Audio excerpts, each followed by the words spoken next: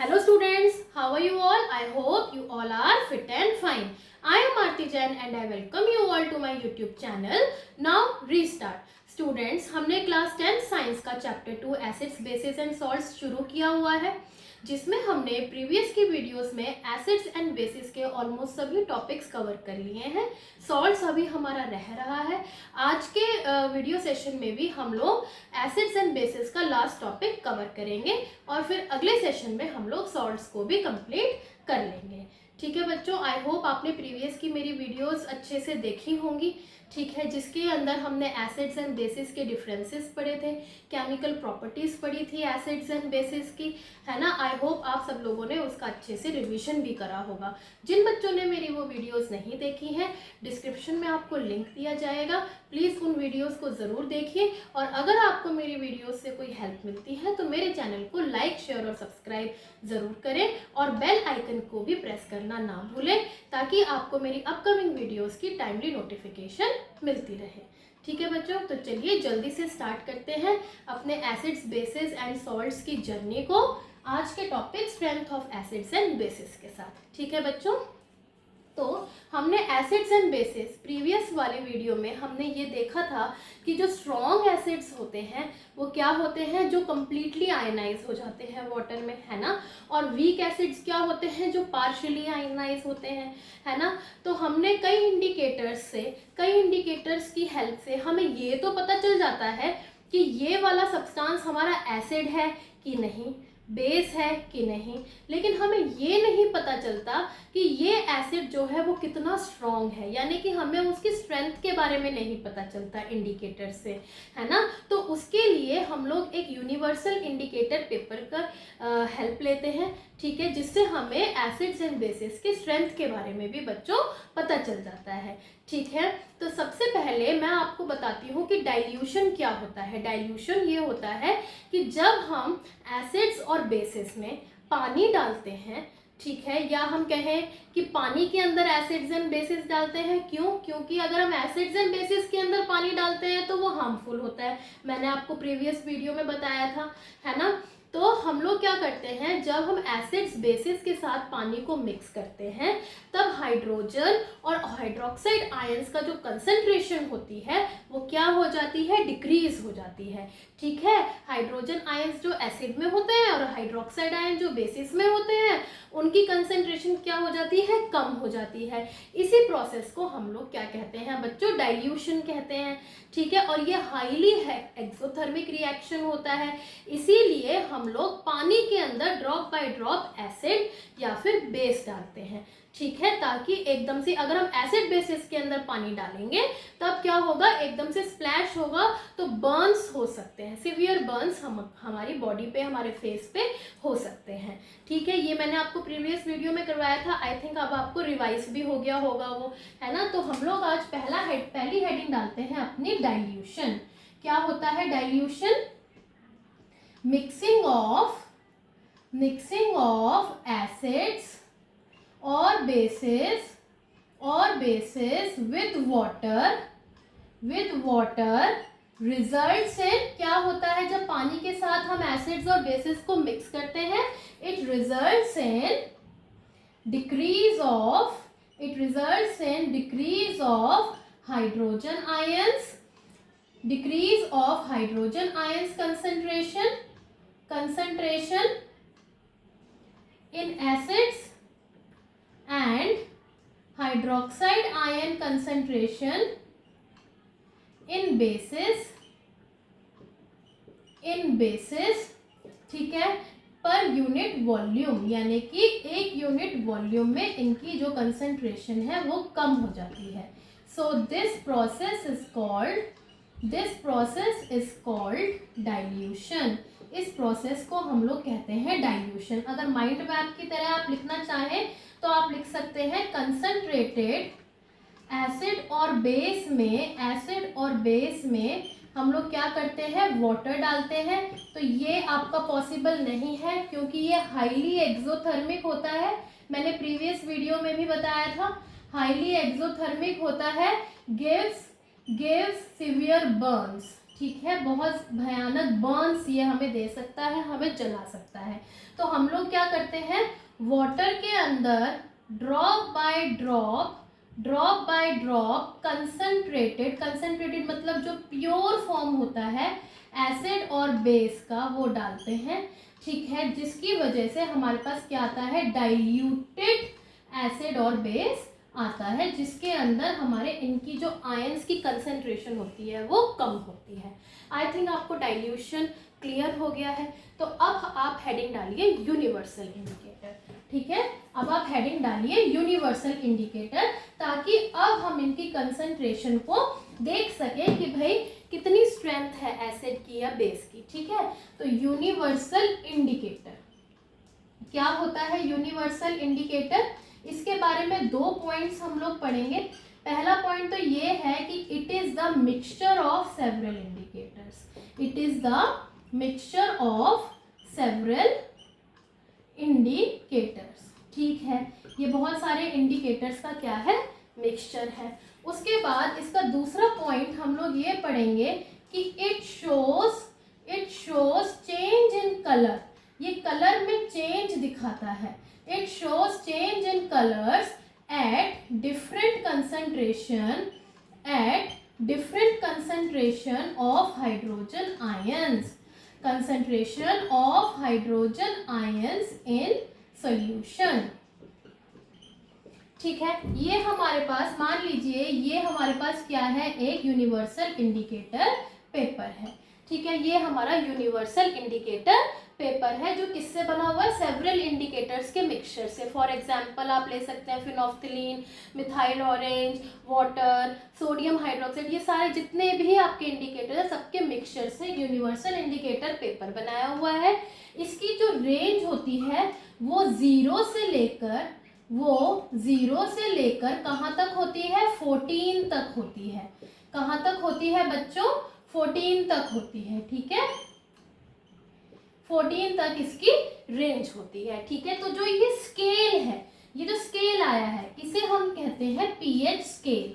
इसे हम क्या कहते हैं बच्चों, पीएच स्केल। ठीक है, पीएच स्केल क्या होता है, a scale used to measure concentration of, मैं कंसंट्रेशन की शॉर्ट फॉर्म लिख रही हूँ, concentration of hydrogen ions in solution. ठीक है, या use to measure acidity and basicity of a substance, ये भी लिख सकते हैं। ठीक है, तो अब आप देखेंगे ये इसका स्केल हो गया। इसमें अगर हमारा कोई न्यूट्रल सॉल्यूशन है, ठीक है, तो उसका जो न्यूट्रल सॉल्यूशन जो है वो कितना होगा, उसकी पीएच होगी हमारी 7। कितनी होगी उसकी पीएच, हमारी 7 होगी। तो ये तो हो गया आपका न्यूट्रल का, ये हो गया आपका न्यूट्रल सॉल्यूशन का। और अगर मैं बेस की बात करूं, अगर हमारी पीएच 7 से बड़ी आती है, तो यहाँ से यहाँ तक जाने पे बेसिसिटी इंक्रीज होती है, बेसिसिटी इंक्रीजेस। ठीक है, यानी कि ये सबसे ज़्यादा वेरी एल्कलाइन का मतलब होता है बेसिक। ठीक है, वेरी एल्कलाइन मतलब बेसिक होगा ये। ठीक है, और अगर हमारी ये पीएच कम होती जा रही है तो हमारी एसिडिटी बढ़ती जा रही है। ठीक है, एसिडिक नेचर क्या होगा, बढ़ता जाएगा। ठीक है, हम इसमें लिख सकते हैं एसिडिक नेचर इंक्रीजेस। ठीक है, यानी कि जिसकी पीएच 0 है वो क्या होगा, वेरी एसिडिक इन नेचर होगा। इनमें कलर चेंज आते हैं, यहाँ से हमारा रेड होता है कलर। ठीक है, सबसे ज़्यादा रेड कलर यहाँ होता है, फिर अलग अलग रेड के शेड्स आएंगे, फिर ऑरेंज, येलो, फिर ग्रीन। ठीक है, धीरे धीरे ये आपका ब्लू, और यहाँ पे आपके जो है डिफरेंट शेड्स किसके आते जाएंगे, ब्लू के आते जाएंगे। यहाँ पे आपके सारा जो है ब्लू कलर के शेड्स आते जाएंगे। ठीक है, तो आई थिंक यूनिवर्सल इंडिकेटर अब आपको क्लियर हो गया। पीएच के अंदर जो ये P है, ठीक है, जो ये P है, इट स्टैंड्स फॉर पोटेंस, जो कि एक जर्मन वर्ड है, जिसका मतलब इंडियन लैंग्वेज में हम लोग कह सकते हैं पावर। ठीक है, तो पावर ऑफ हाइड्रोजन आयंस है ना, ये हो गया इसका मतलब। समझ में आ गई बात। ये आपका यूनिवर्सल इंडिकेटर हो गया, यानी कि अगर हमारी pH इक्वल टू 7 है तो वो न्यूट्रल है। ठीक है, फॉर एग्जाम्पल हम लोग कह सकते हैं वाटर का न्यूट्रल, ना तो वाटर एसिडिक होता है ना ही बेसिक होता है। अगर pH हमारा लेस देन 7 है तो वो हमारा एसिडिक सॉल्यूशन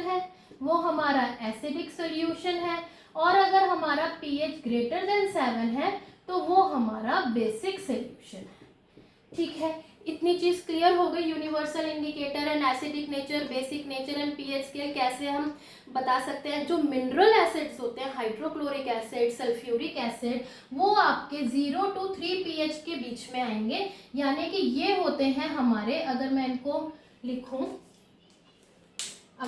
लिखूं तो ये होते हैं हमारे स्ट्रॉन्ग एसिड्स। क्या होते हैं? स्ट्रॉन्ग एसिड्स, मिनरल एसिड्स ज्यादातर। ठीक है, और जो हमारे ऑर्गेनिक एसिड्स होते हैं जैसे एसिटिक एसिड, मिथेनोइक एसिड, ये होते हैं हमारे वीक एसिड। इनकी रेंज ज्यादा करके 4 से लेकर 6 तक होती है। ठीक है, अब आते हैं इसी तरीके से 8 से लेकर 11 तक हमारे होते हैं वीक बेस। ठीक है, और 12 से 14 तक होते हैं हमारे स्ट्रॉन्ग बेस। ठीक है बच्चों, इतनी चीज समझ में आ गई। ठीक है, यहाँ पे आपके सारे मिनरल एसिड्स आ जाएंगे स्ट्रॉन्ग में, और वीक एसिड में हमारे सारे ऑर्गेनिक एसिड्स आ जाएंगे। ठीक है, तो चलिए अब हम पढ़ते हैं the strength of pH in everyday life. तो अब हम पढ़ते हैं strength of pH in everyday life. ठीक है, तो आई होप आप सब लोग नोट्स भी बना रहे होंगे अच्छे से, है ना। तो अब अपनी हेडिंग डालिए effect of pH in everyday life. ठीक है, effect of pH in everyday life. तो इसके अंदर सबसे पहले हम लोग क्या पढ़ते हैं, एवरीडे लाइफ में हमारे पास पीएच का क्या कहाँ हमें असर दिखाई देता है, वो अब हम पढ़ेंगे। तो पहला आता है कि plants and animals are pH sensitive. कैसे? तो जितने भी हमारे लिविंग ऑर्गेनिजम्स होते हैं, इसमें अगर हम पहला पॉइंट पढ़ें तो हम ये कहेंगे कि जितने भी हमारे लिविंग ऑर्गेनिजम्स होते हैं, they can survive, organisms can survive in the range of pH 7 to 7.4। ठीक है, जो हमारी pH 7 से 7.4 तक की रेंज में ही हमारे लिविंग ऑर्गेनिजम्स जो हैं वो सरवाइव कर सकते हैं, चाहे वो वाटर है, चाहे वो सॉइल है, चाहे वो फूड है। ठीक है, चाहे हम कोई भी चीज़, जिस भी चीज़ का हम इस्तेमाल कर रहे हैं, उनकी अगर pH जो है वो 7 से 7.4 तक की रेंज में है, तभी लिविंग ऑर्गेनिजम्स जो है सरवाइव कर सकते हैं। अगर हम एसिड रेन की बात करें, ठीक है, if pH of rain is less than, ठीक है, is less than 5.5, then it is called acid rain. उसे हम एसिड रेन कहते हैं अगर pH 5.5 से आपकी कम है तो। ठीक है, तो वो भी अब अगर रिवर्स में एसिड रेन जाएगी तो क्या होगा, रिवर वाटर की भी pH को वो लोअर कर देगी, कम कर देगी, और वहाँ की भी जो एक्वेटिक लाइफ होगी उसे भी सरवाइव करने में परेशानी होगी। ठीक है बच्चों, तो ये हो गया प्लांट्स एंड एनिमल्स का pH का role in plants and animals life. अब सेकेंड आता है हमारा pH इन डाइजेस्टिव सिस्टम। ठीक है, pH का क्या रोल है इन डाइजेस्टिव सिस्टम में pH का क्या रोल है। अब आप लोग ये जानते ही हैं कि हमारे स्टमक में कौन सा एसिड होता है, हाइड्रोक्लोरिक एसिड प्रोड्यूस करता है ना। स्टमक प्रोड्यूसेस कौन सा एसिड बच्चों, हाइड्रोक्लोरिक एसिड। ठीक है, और हाइड्रोक्लोरिक एसिड क्या करता है, हेल्प्स इन डाइजेशन। ठीक है, डाइजेशन में ये हेल्प कर रहा है। अब अगर ये डाइजेशन में हेल्प कर रहा है तो कभी अगर हमें इनडाइजेशन हो जाती है, ठीक है, अगर हमें इनडाइजेशन हो जाती है, यानी कि अगर हमने कोई ओवर ईट कर लिया या कुछ गड़बड़ खा लिया, ठीक है, तो उसके वजह से क्या होता है, ड्यूरिंग इंडाइजेशन क्या होता है हमारा, it produces too much hydrochloric acid which results in acidity. अब एसिडिटी को रिमूव करने के लिए, हम लोग क्या करते हैं, हम लोग बेस देते हैं, ठीक है, टू रिमूव एसिडिटी। हम लोग कौन सा बेस देते हैं, हम लोग देते हैं मिल्क ऑफ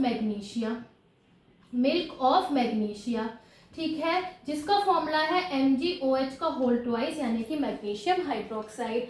इन्हें हम क्या कह सकते हैं बच्चों, एंटासिड भी कह सकते हैं, ठीक है। Antacids are given. तो ये भी क्या हुआ, ये भी एक तरीके का एंटासिड हुआ, ठीक है। और ये क्या होता है, ये आपका बेसिक होता है नेचर में, ठीक है। तो ये क्या कर देगा, neutralise the effect of excess of acid, ठीक है। तो इसकी वजह से जो हमें पेन हुआ होता है तो उसमें अब हमें क्या हो जाता है, रिलीफ मिल जाता है, ठीक है, रिलीफ मिल जाता है। आई होप आपको डाइजेस्टिव सिस्टम में भी पीएच का रोल अच्छे से क्लियर हो गया होगा, है ना, कि क्या होता है, हमारे स्टमक में हाइड्रोक्लोरिक एसिड प्रोड्यूस होता है जो डाइजेशन में हेल्प करता है, लेकिन इन डाइजेशन में इसकी मात्रा ज़्यादा हो जाती है, स्टमक ज़्यादा प्रोड्यूस करता है, जिसकी वजह से एसिडिटी होती है और हमें पेन और इरिटेशन होती है। तो इसको रिमूव करने के लिए हम एंटासिड्स लेते हैं। एक एंटासिड का नाम है मिल्क ऑफ मैग्नीशिया, जो कि मैग्नीशियम हाइड्रोक्साइड होता है, ये बेसिक होता है, इसीलिए ये एक्सेस ऑफ एसिड के इफेक्ट को न्यूट्रलाइज कर देता है और हमें दर्द से आराम देता है, ठीक है। अब आते हैं हम थर्ड पॉइंट पे, वो है हमारा टूथ डिके में, ठीक है, role of pH in tooth decay, ठीक है। जल्दी से हेडिंग डालते हैं, बस 2 ही पॉइंट रह रहे हैं, उसके बाद हम इस सेशन को एंड करेंगे, ठीक है। तो हमारा थर्ड पॉइंट है role of pH in tooth decay. Tooth decay में कैसे, जो हमारा टूथ इनेमल होता है वो किस चीज का बना हुआ होता है, वो बना हुआ होता है कैल्शियम हाइड्रोक्सी एपेटाइट का, ठीक है, हाइड्रोक्सी एपेटाइट। ये इंपॉर्टेंट है, ये आपको सिर्फ लर्न करना है नाम, ठीक है। और ये जो होता है, ये होता है आपका हार्डेस्ट नोन सब्सटेंस होता है, ठीक है। ये पानी में भी नहीं घुलता, ठीक है, does not dissolve in water, पानी में भी नहीं घुलता। लेकिन जब हम लोग कोई मीठा खा लेते हैं या हम लोग कुछ खाने के बाद अपने माउथ को क्लीन नहीं करते हैं, ब्रश नहीं करते हैं, तो हमारे माउथ में बैक्टीरियाज आ जाते हैं, ठीक है। बैक्टीरिया क्या करते हैं, एसिड प्रोड्यूस करते हैं और हमारे माउथ का पीएच 5.5 से भी लोअर हो जाता है, ठीक है। अगर पीएच कम हो गया तो उसकी वजह से हमारा टूथ इनेमल जो है करोड होना शुरू हो जाता है, मतलब कि वो डिके होना शुरू हो जाता है, ठीक है। तो इसमें हम लोग लिख सकते हैं कि टूथ इनेमल जो है पानी में भी नहीं घुलता। व्हेन शुगर इज टेकन और आफ्टर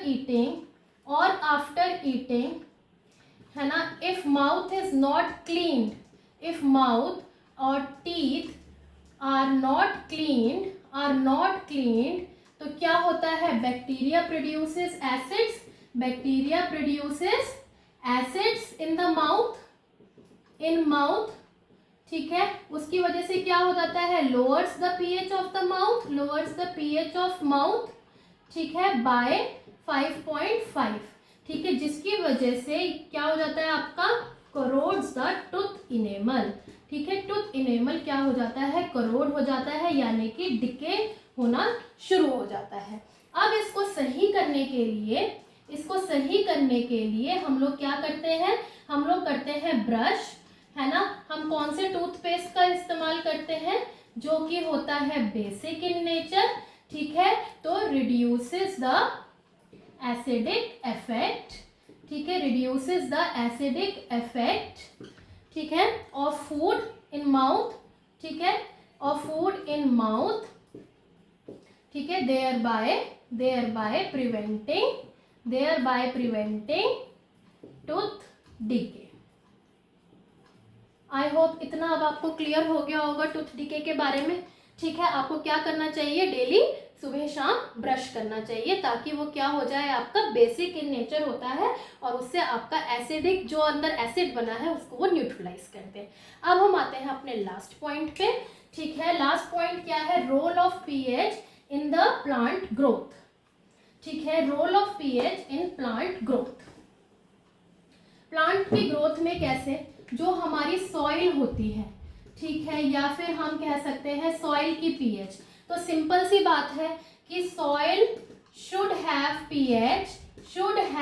पीएच क्लोज टू 7। ठीक है, that is it should neither be alkaline nor be acidic. ठीक है, for healthy growth of plant,